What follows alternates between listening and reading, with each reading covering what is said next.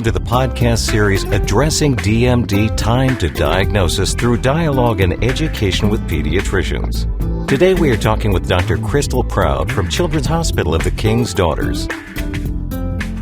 This is Dr. Crystal Proud, and I'm pleased to share with you the clinician's perspective on how to assess a patient with concern for possible Duchenne muscular dystrophy.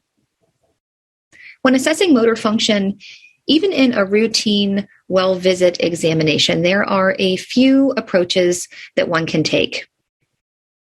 We know that boys with Duchenne muscular dystrophy have difficulty with or are completely unable to jump.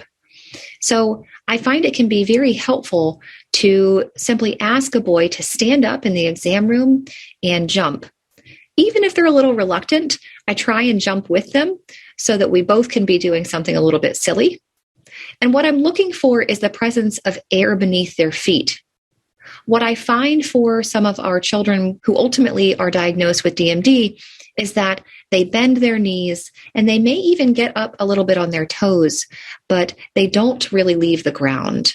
And many times parents have noticed this as well, but sometimes they may not necessarily comment on it.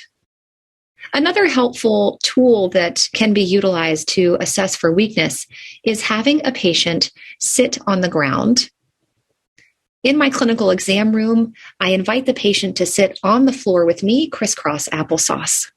At that point, I say, now let's stand up. I slowly get up so it doesn't become a race for them.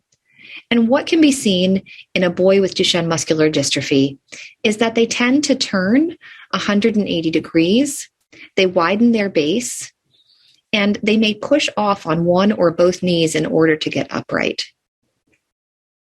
Another helpful assessment tool can be to have a boy lie completely flat on the ground before asking them to stand up.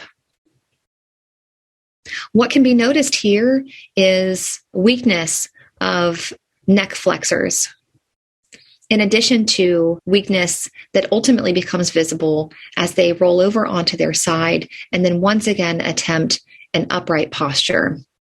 They may inevitably demonstrate what is referred to as a Gower sign. This sign has been associated with concern for Duchenne muscular dystrophy and truly indicates proximal weakness that needs to be further evaluated. Once the patient has been examined, going from lying to sitting, sitting to standing, and jumping in place, we can then ask the patient to run down the hall or simply walk down the hall. What we may find in a boy with Duchenne muscular dystrophy is a little bit of an exaggerated lumbar lordosis in their posture as they walk. They can have some waddling at the hips. And if you ask them to go fast, you may see some excessive arm swing, as if to propel them forward a little faster. Some of our boys can run, but some of them will have such notable difficulty that it becomes more of a fast walk. Difficulty with any of these tasks should prompt a referral for further evaluation with a neurologist or a neuromuscular specialist. Thank you for listening, and make sure you listen to other episodes in the podcast series Addressing DMD Time to Diagnosis Through Dialogue with Education with Pediatricians.